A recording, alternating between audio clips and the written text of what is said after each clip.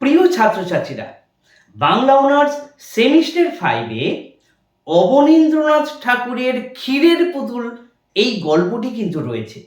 তোমাদেরকে বলে রাখি, আজকের এই ভিডিওর মধ্যে ক্ষীরের পুতুল গল্পটা আমি পাঠ করব এবং তার পাশাপাশি কোন লাইনগুলো থেকে বা কোন বিষয়গুলো থেকে 5 নম্বরের প্রশ্ন এবং বড় প্রশ্ন আসতে পারে সেই বিষয়ক আলোচনাও করে দেব।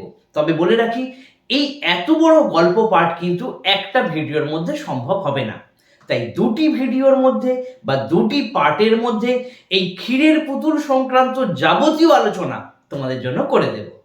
ক্ষীরের পুতুল গল্পটা কবে প্রকাশিত হয়েছিল, কি বিষয় ছিল, সে বিষয়ে আমি পরে আসব। এখন আমরা গল্প পাঠে মন দিই। গল্প পাঠটা তোমরা শুনতেও পারো, কিংবা তোমরা ক্যামেরাটা চালিয়ে বা ফোনটা চালিয়ে তোমাদের কাছে যে বইটা রয়েছে সেই বই অনুযায়ী তোমরা মেলাও। এখন পড়ছি, দেখো। বলছে, এক রাজার দুই রানী, দুয়ো আর শুয়ো। রাজবাড়িতে শুয়োরানীর বড় আদর, বড় যত্ন। শুয়োরানী 7 মহল বাড়িতে থাকেন, 700 দাসী তার সেবা করে, পা ধোয়ায়, আলতা পরায়, চুল বাঁধে। 7 মালঞ্চের 7 সাজি ফুল, সেই ফুলে শুয়োরানী মালা গাঁথেন। তাহলে এটা একটা শর্ট কোশ্চেন, এটা দাগ দাও। সেই ফুলে শুয়োরানী মালা গাঁথেন, তাহলে শুয়োরানী কোন ফুলে মালা গাঁথেন? তারপর বলছে, 7 সিন্দুক ভরা 7 রাজার ধন মানিকের গহনা, সেই গহনা অঙ্গে পড়ে। শুয়োরানী রাজার প্রাণ। তাহলে প্রশ্ন, শুয়োরানী রাজার প্রাণ, এটা কিন্তু উত্তর। বা রাজার প্রাণ কোন রানী ছিল? শুয়োরানী। আর দুয়ো রানী, বড় রানী, তার বড় অনাদর, বড় অযত্ন। রাজা 20 নয়নে দেখেন। তাহলে প্রশ্ন, রাজা 20 নয়নে কোন রানীকে দেখেন? সেটা হচ্ছে দুয়ো রানী। একখানি ঘর দিয়েছেন ভাঙাচোরা, এক দাসী দিয়েছেন বোবা কালা, পরতে দিয়েছেন জীর্ণ শাড়ি, শুতে দিয়েছেন ছেঁড়া কাঁথা। দুয়ো রানীর ঘরে রাজা একটি দিন আসেন, একবার বসেন, একটি কথা কয়ে উঠে যান। শুয়োরানী ছোট রানী, তাঁরই ঘরে রাজা 12 মাস থাকেন। একদিন রাজা রাজমন্ত্রীকে ডেকে বললেন, মন্ত্রী, দেশ বিদেশে বেড়াতে যাব, তুমি জাহাজ সাজাও। তাহলে এই পর্যন্ত আমরা পড়লাম। এই পর্যন্ত পড়ে দেখলাম অনেকগুলো ছোট প্রশ্ন পেলাম, এবং তার মধ্যে সবথেকে গুরুত্বপূর্ণ প্রশ্ন হচ্ছে শুয়োরানী আর দুয়ো রানীর মধ্যে যে পার্থক্য, বিলাসিতা এবং কে দারিদ্র্যের মধ্যে রয়েছে, এই বিষয়টা কিন্তু ভালো করে বুঝে নাও। এরপরে দেখো, রাজার আজ্ঞায় রাজমন্ত্রী জাহাজ সাজাতে গেলেন। 7খানা জাহাজ সাজাতে 7 মাস হয়ে গেল। 6খানা জাহাজে রাজার চাকর বাকর যাবে, আর সোনার চাঁদোয়া ঢাকা সোনার জাহাজে রাজা নিজে যাবেন। তাহলে কটা জাহাজ সাজানো হয়েছিল? 7টি জাহাজ সাজানো হয়েছিল। তার মধ্যে 6টাতে চাকর বাকর, আর সোনার জাহাজ যেটা, সেটাতে বা সোনার চাঁদোয়া দেওয়া জাহাজ, সেখানে রাজা থাকবে।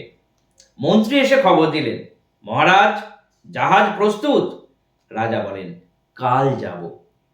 মন্ত্রী ঘরে গেলেন। ছোট রানী শুয়োরানী আজ অন্তঃপুরে সোনার পালঙ্কে শুয়েছিলেন। 7 সখী সেবা করছিল। রাজা সেখানে গেলেন। সোনার পালঙ্কে মাথার শিওরে বসে আদরের ছোট রানীকে বললেন, রানী, দেশ বিদেশে বেড়াতে যাব, তোমার জন্য কি আনবো? এই জায়গাটা কিন্তু ভালো করে দাগ দিয়ে রাখো। রাজা যখন বিদেশে বেড়াতে গেলেন, তখন ছোট রানীর জন্য কি কি আনবে বলেছিল, বা ছোট রানী কি কি আনার কথা বলেছিল, এবং বড় রানীকে যখন জিজ্ঞেস করলো বড় রানী কি কি আনার কথা বলেছিল, এই প্রশ্নটা কিন্তু একটু ভালো করে বুঝবে। তারপরে দেখো, রানী ননির হাতে হীরের চুড়ি ঘুরিয়ে ঘুরিয়ে বললেন, হীরের রং বড় সাদা, হাত যেন শুধু দেখায়, রক্তের মতো রাঙা 8 গাছা মানিকের চুড়ি যদি পরতে পারি। রাজা বললেন, আচ্ছা রানী, মানিকের দেশে থেকে মানিকের চুড়ি আনবো। তাহলে প্রথম যেটা চাইলো সেটা হচ্ছে মানিকের চুড়ি। তাহলে প্রশ্ন আসতেই পারে, ছোট রানী কেন মানিকের চুড়ি চেয়েছিল? কারণ হীরের চুড়ি তার হাতে সাদা সাদা দেখাচ্ছিল। তারপর বলছে, রানী রাঙা পা নাচিয়ে নাচিয়ে পায়ের নপুর বাজিয়ে বাজিয়ে বললেন, এ নপুর ভালো বাজে না, আগুনের বরণ নিরেট সোনার 10 গাছা মলপাই তো পরি। রাজা বললেন, সোনার দেশ থেকে তোমার পায়ের সোনার মল আনবো। রানী গলায় গজমতির হার দেখিয়ে বললেন, দেখো রাজা, এ মুখ তো বড় ছোট, শুনেছি কোন দেশে পায়রার ডিমের মতো মুক্ত আছে, তারই এক ছড়া হার এনো। তাহলে হার কিসের আনতে বলল? হার মুক্তোর হার। রাজা বললেন, সাগরের মাঝে মুক্তোর রাজ্য, সেখান থেকে গলার হার আনবো। তাহলে প্রশ্ন, কোথা থেকে গলার হার আনবে? ঠিক আছে, আর কি আনবো রানী? তখন আদরিণী সুরানী সোনার অঙ্গে সোনার আঁচল টেনে বললেন, মাগো, শাড়ি তো নয়, বোঝা।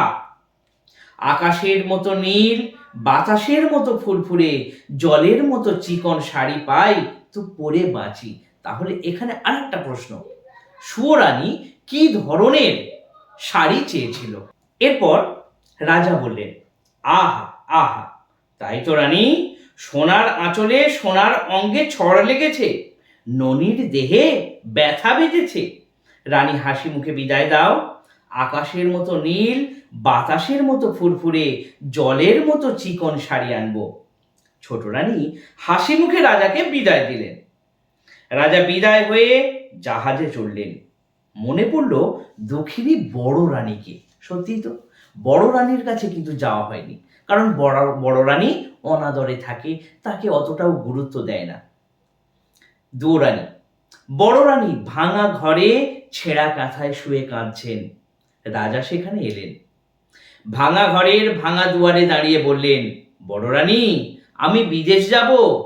ছোট রানীর জন্যে হাতের বালা, গলার মালা, পায়ের মল, পরনের শাড়ি আনবো।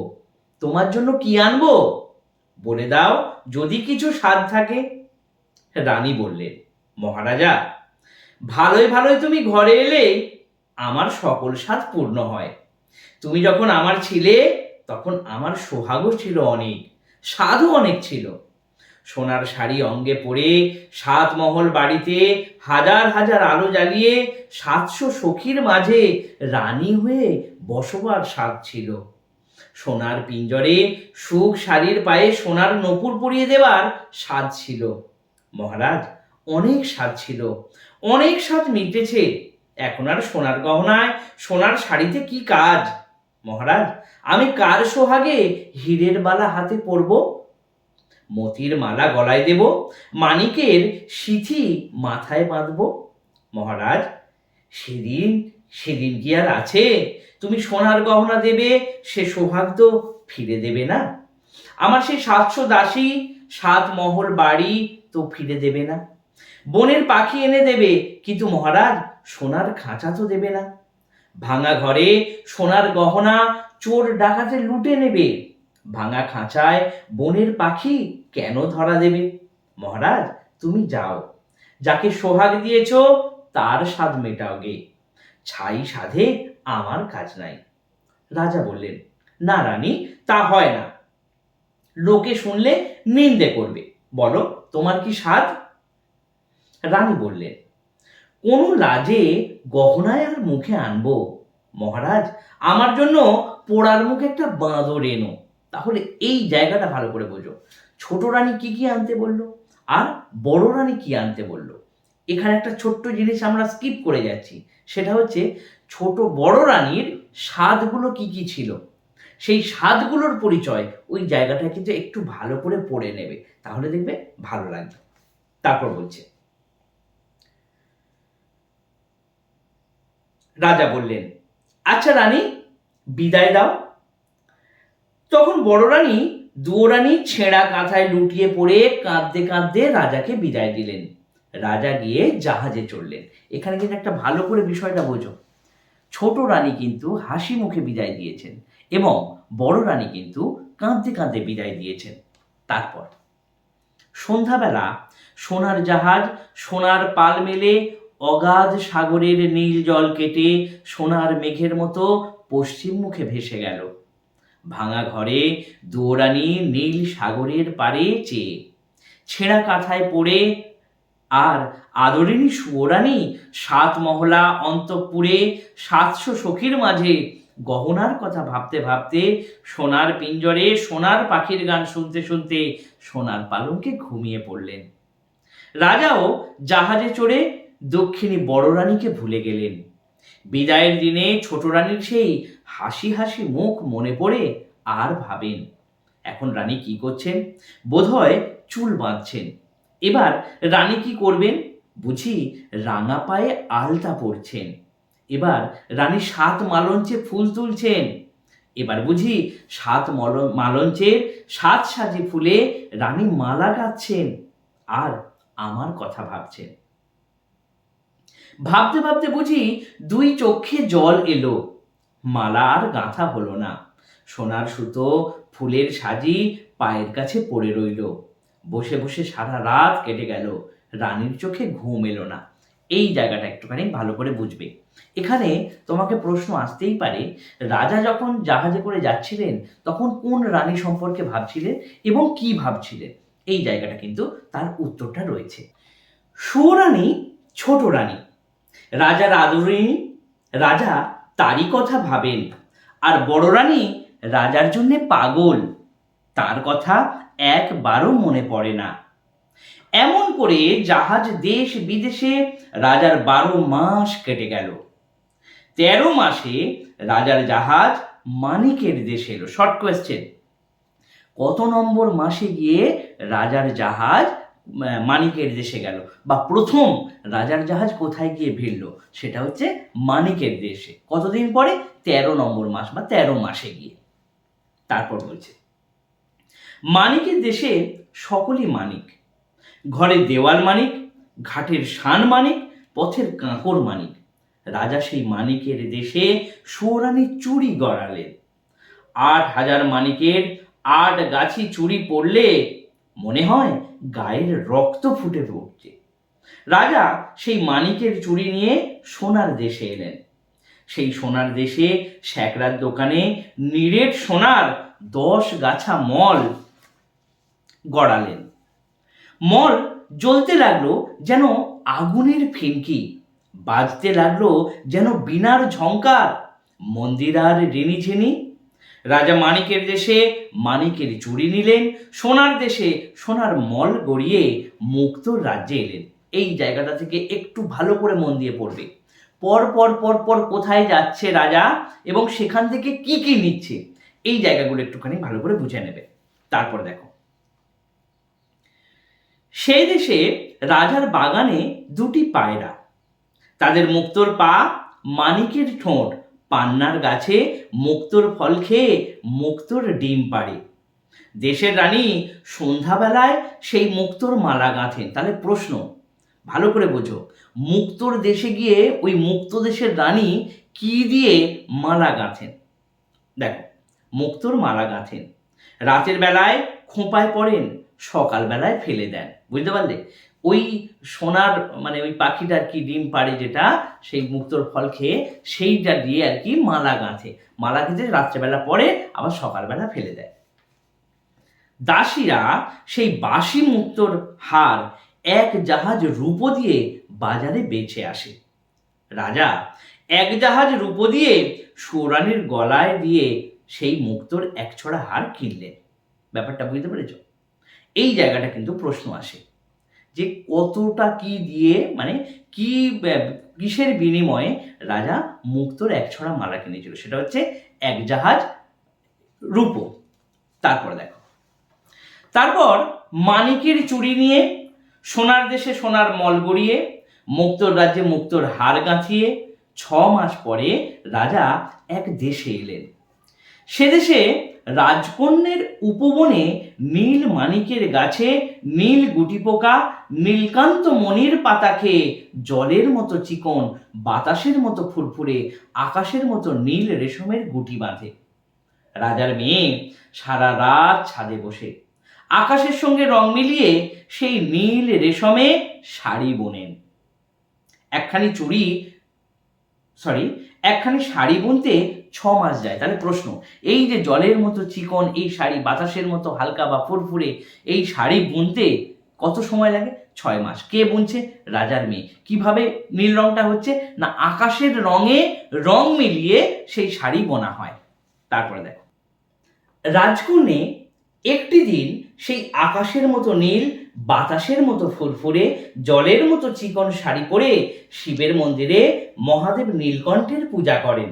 এটা কিন্তু উত্তর, ভালো করে একটু বুঝে নাও, দাগ দিয়ে রাখো। ঘরে এসে শাড়ি ছেড়ে দেন। দাসীরা যার কাছে 7 জাহাজ সোনা পায় তার কাছে শাড়ি বেচে।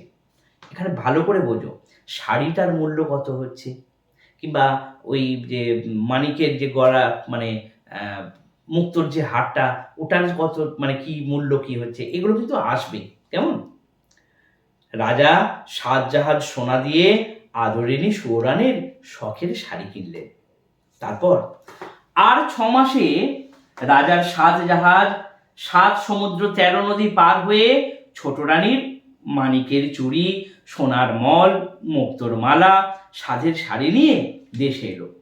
তখন রাজার মনে পড়ল বড় রানী বাঁদর চেয়েছিল। এই জায়গাটা, এটা প্রশ্ন। তখন রাজার মনে এলো, রাজার কখন মনে এলো? যখন ছোট রানীর জন্য সমস্ত কিছু কিনে যখন দেশে ফিরে এলো, তখন মনে পড়লো যে ছোট রানী কিন্তু বাঁদর চেয়েছিল। তারপর দেখো, রাজা মন্ত্রীকে বললেন, মন্ত্রীবর, বড় ভুল হয়েছে, বড় রানীর বাঁদর আনা হয়নি, তুমি একটা বাঁদরের সন্ধানে যাও। রাজমন্ত্রী একটা বাঁদরের সন্ধানে চলে গেলেন, আর রাজা শ্বেত হস্তি চড়ে লোকারণ্য রাজপথ দিয়ে ছোট রানীর সাজের গহনা, শখের শাড়ি নিয়ে অন্তঃপুরে চলে গেলেন। ছোট রানী 7 মহল বাড়ির 7 তলার উপরে সোনার আয়না সামনে রেখে সোনার কাকুয়ের চুল চিরে, সোনার কাঁটা সোনার দড়ি দিয়ে খোঁপা বেঁধে, সোনার চেয়ারিতে সিঁদুর নিয়ে ভুরুর মাঝে টিপ পড়লেন। কাজল লতায় কাজল পেড়ে চোখের পাতায় কাজল পড়ছেন, রাঙা পায়ে আলতা দিচ্ছেন। সখীরা ফুলের থালা নিয়ে, পানের বাটা নিয়ে রাজরানী ছোট রানীর সেবা করছে। রাজা সেখানে এলেন। স্ফটিকের সিংহাসনে রানীর পাশে বসে বললেন, এই নাও রানী, মানিকের দেশে মানিকের ঘাট, মানিকের বাট, সেখান থেকে হাতে চুরি এনেছি। সোনার দেশে সোনার ধুলো, সোনার বড়ি বালি, সেখান থেকে পায়ের মল এনেছি। মুক্তোর রাজ্যে মুক্তোর পা, মানিকের ঠোঁট, দুটি পাখি মুক্তোর ডিম পাড়ে। দেশের রানী সেই মুক্তোর হার গাঁথেন, রাতের বেলায় খোঁপায় পড়েন, ভোরের বেলায় ফেলে দেন। রানী, তোমার জন্য সেই মুক্তোর হার এনেছি। রানী, এক দেশে রাজার মেয়ে রেশমে 7 সুতো কেটে নিশুতি রাতে ছাদে বসে 6টি মাসে একখানি শাড়ি বোনেন।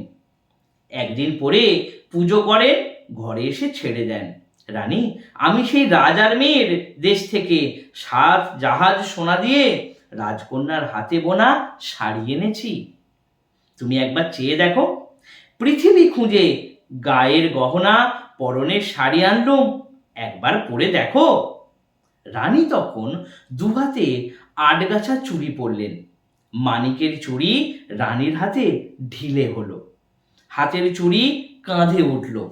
রানী তখন 2 পায়ে 10 গাছা মল পরলেন, রাঙা পায়ে সোনার মল আলগা হলো। 2 পা যেতে 10 গাছা মল শানের উপর খসে পড়ল। রানী মুখ ভার করে মুক্তোর হার গলায় পরলেন। মুক্তোর দেশের মুক্তোর হার হীরার রানীর গলায় খাটো হলো। হার পরতে গলায় মাস কেটে গেল, মাস কেটে গেল মানে গলার মাংস কেটে গেল। রানী ব্যথা পেলেন। 7 পুরু করে শখের শাড়ি অঙ্গে পরলেন। নীল রেশমের নীল শাড়ি হাতে বহর করে কম পড়ল। রানীর চোখে জল এলো। এইখানটা, এই যে পুরো জায়গাটা বলল যে রাজা যে জিনিসগুলো আনলো, সেই জিনিসগুলো কি ছোট রানী গ্রহণ করতে পারলো, নিতে পারলো? কেন পারলো না? এই জায়গাটা কিন্তু একটু ভালো করে তোমরা পড়বে।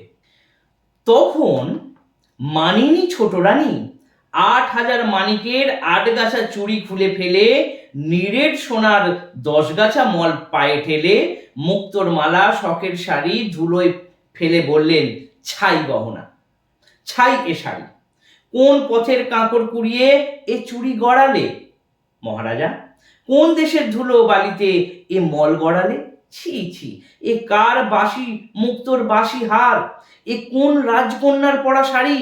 দেখলে যে ঘৃণা আসে, পরতে যে লজ্জা হয়। নিজে যাও মহারাজ, এ পরা শাড়ি পরা গহনায় আমার কাজ নেই। রানী অভিমানে গোঁসা ঘরে খিল দিলেন। এই জায়গাটা দাগ দাও। রানী অভিমানে গোঁসা ঘরে খিল দিলেন। কেন খিল দিলেন? এটা কিন্তু প্রশ্ন আসে। আর রাজা মলির মুখে সাত জাহাজ সোনা দিয়ে কেনা সেই সাজের গহনা শখের শাড়ি নিয়ে রাজসভায় এলেন।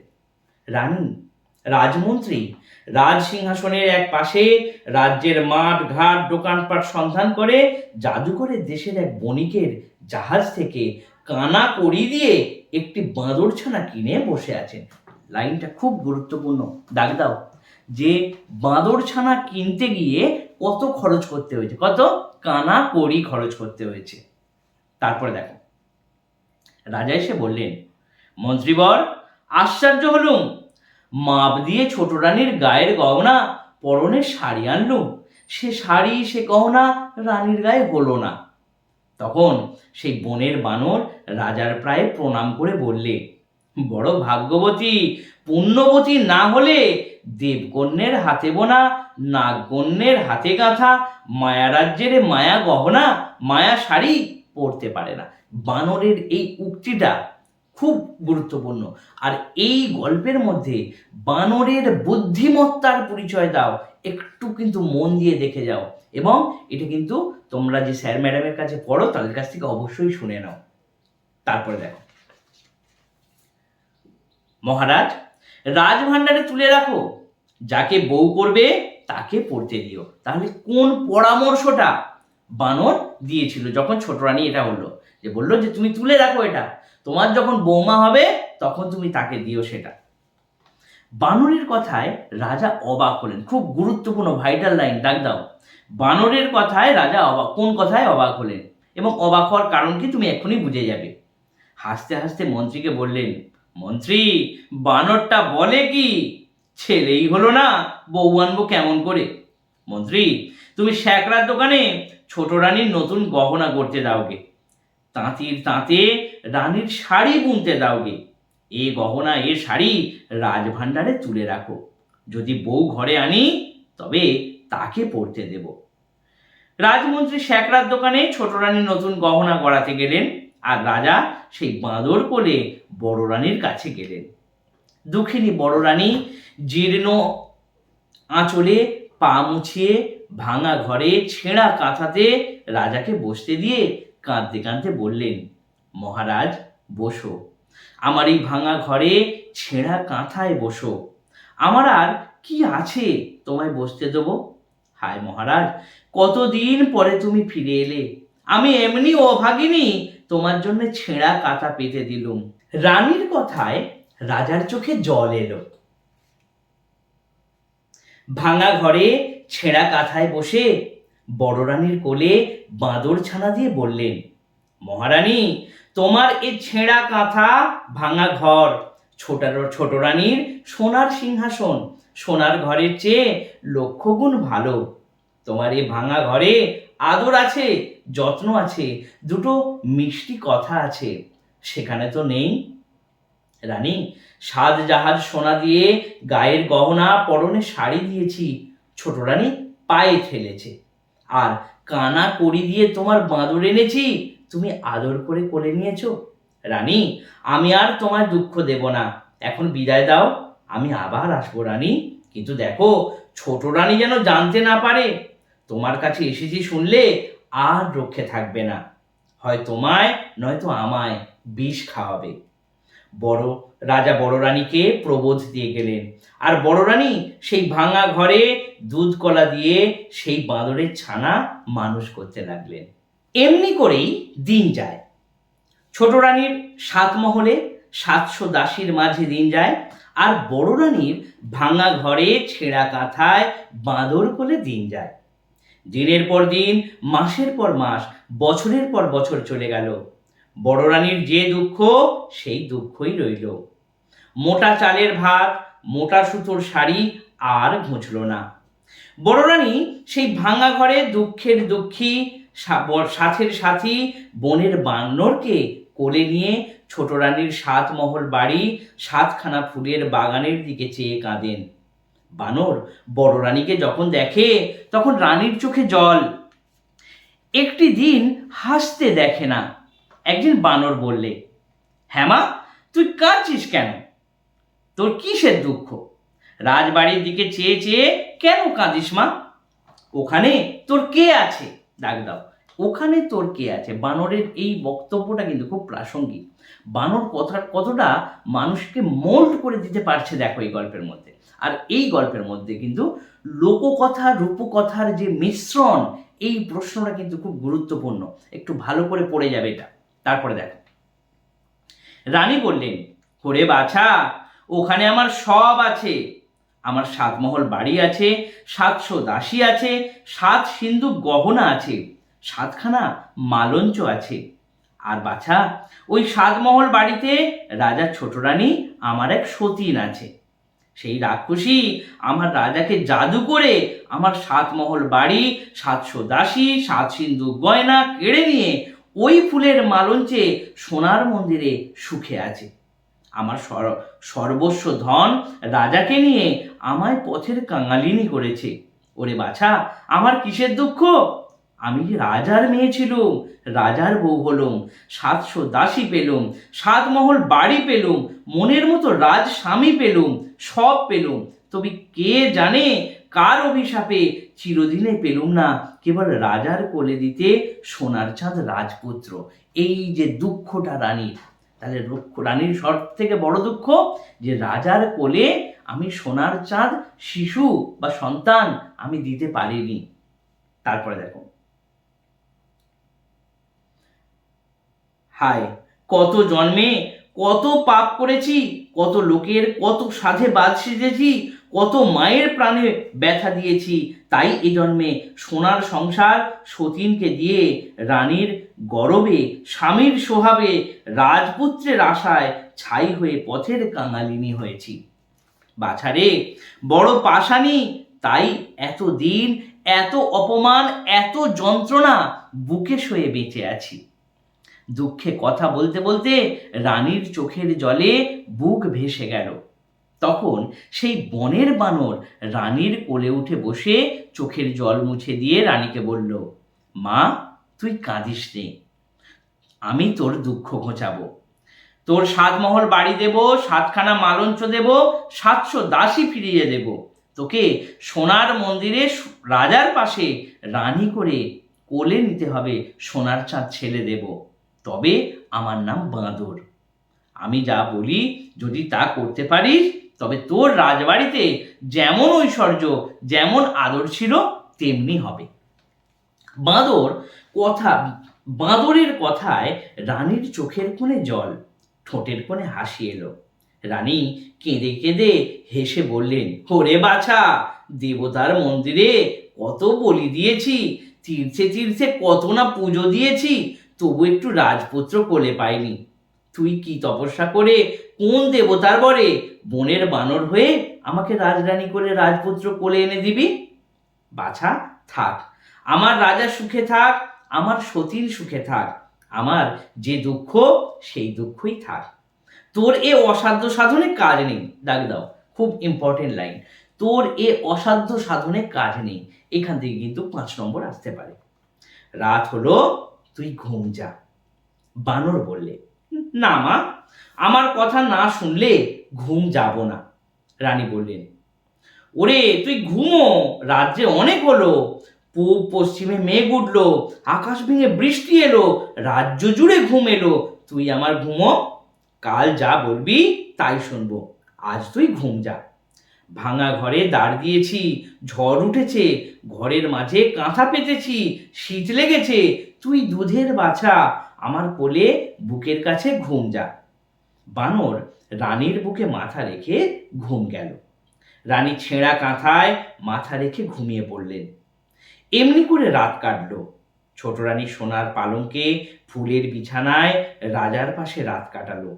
আর বড় রানীর জলে ঝড়ে ভাঙা ঘরে ছেঁড়া কাঁথায় রাত কাটল।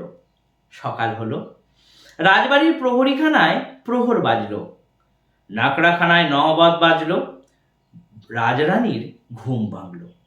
রাজা সোনার ভৃঙ্গারে স্ফটিক জলে মুখ ধুয়ে রাজবেশে অঙ্গে পড়ে রাজদরবারে নেমে গেলেন। আর ছোট রানী সোনার পালঙ্কে ফুলের বিছানায় ফুলের পাখায় হাওয়া খেতে খেতে পাশ ফিরে ঘুম গেলেন। আর বড় রানী কি করলেন? ভাঙা ঘরে সোনার রোদ মুখে পড়ল। রানী উঠে বসলেন, এদিকে ওদিকে দেখলেন, এপাশ দেখলেন ওপাশ দেখলেন, বানর নেই। রানী এ ঘর খুঁজলেন ও ঘর খুঁজলেন, ঘরের চাল খুঁজলেন, গাছের ডাল খুঁজলেন, বানর নেই। বড় রানী কাঁদতে লাগলেন, বানর কোথা গেল? বানর ভাঙা ঘরে ঘুমন্ত রানীকে একলা রেখে রাত না পোহাতে রাজ দরবারে চলে গেল। রাজা বার দিয়ে দরবারে বসেছেন। চারিদিকে সভাসদ, মন্ত্রী, দুয়ারে সেপাই সান্ত্রী, আশেপাশে লোকের ভিড়। রানীর বানর সেই লোকের ভিড় ঠেলে সেপাই সান্ত্রীর হাত এড়িয়ে রাজার প্রায় প্রণাম করে বলল, মহারাজ, বড় সুখবর এনেছি, মায়ের আমার ছেলে হবে। রাজা বললেন, ওরে বানর, বলিস কি? এ কথা কি সত্য? বড় রানী, দুয়োরানী তার ছেলে হবে? এইখান থেকে কিন্তু বানরের বুদ্ধিমত্তার পরিচয় মারাত্মক, পুরো একদম মুখস্থর মতো করে নাও। দুবার রিডিং পড়বে, তিনবার রিডিং পড়বে, দেখবে তোমাদের একদম মুখস্থর মতো হয়ে যাবে। আর সহজ সরল ভাষায় লেখা। তারপরে দেখো কি বলছে, ওরে বানর, বলিস কি? এ কথা কি সত্যি? বড় রানী দুয়োরানী তার ছেলে হবে? দেখিস, এ কথা যদি মিথ্যে হয় তো তোকেই কাটবো, আর তোর মা দুয়োরানীকেও কাটবো। বানর বললে, মহারাজ, সে ভাবনা আমার, এখন আমার খুশি করো, আমি বিদায় হই। রাজা গলায় গজমতি হার খুলে দিয়ে বাঁদরকে বিদায় করলেন। বাঁদর নাচতে নাচতে ভাঙা ঘরে দুয়োরানী পড়ে পড়ে কাঁদছেন, সেখানে গেল। দুয়োরানীর চোখে জল, গায়ের ধুলো মুছিয়ে বানর বললেন, এই দেখো মা, তোর জন্য কি এনেছি। তুই রাজার রানী, গলায় দিতে হার পাস নে, কাঠের মালা কিনে পরিস, এই মুক্তোর মালা পর। রানী বানরের হাতে গজমতির হার দেখে বললেন, এই হার তুই কোথায় পেলি? এই যে রাজার গলার গজমতি হার, যখন রানী ছিল রাজার জন্য গেঁথেছিলুম। তুই এ হার কোথা পেলি? ডাক দাও, তুই এ হার কোথা পেলি? বল বানর, রাজা কি এ হার ফেলে দিয়েছেন? রাজপথে কি কুড়িয়ে পেলি? বানর বললে, না মা, কুড়িয়ে পাইনি। তোর হাতে গাঁথা রাজার গলায় গজমতি হার কুড়িয়ে কি পাওয়া যায়? রানী বললেন, তবে কি রাজার ঘরে চুরি করলি? বানর বলছে, ছি ছি মা, চুরি কি করতে আছে? আজ রাজাকে সুখবর দিয়েছি, তাই রাজা হার দিয়ে খুশি করেছে। রানী বললেন, ওরে বাছা, তুই যে দুঃখীর সন্তান, বনের বানর, ভাঙা ঘরে দুঃখিনীর কোলে শুয়ে রাজাকে দিতে কি সুখের সন্ধান পেলি? সে যে রাজ না পোহাতে রাজবাড়িতে ছুটে গেলি। বানর বললে, মা, আমি স্বপ্ন পেয়েছি, আমার যেন ভাই হয়েছে, তোর কোলে খোকা হয়েছে, সেই খোকা যেন রাজ সিংহাসনে রাজা হয়েছে, তাই ছুটে রাজাকে খবর দিল, রাজা মশাই, মায়ের খোকা হবে। তাই তো রাজা খুশি হয়ে গলার হার খুলে দিয়ে। রানী বললেন, ওরে রাজা, আজ শুনলেন ছেলে হবে, কাল শুনবেন মিছে কথা। আজ রাজা গলায় দিতে হার দিলেন, কাল যে মাথা নিতে হুকুম দেবেন। হায় হায়, কি করলি?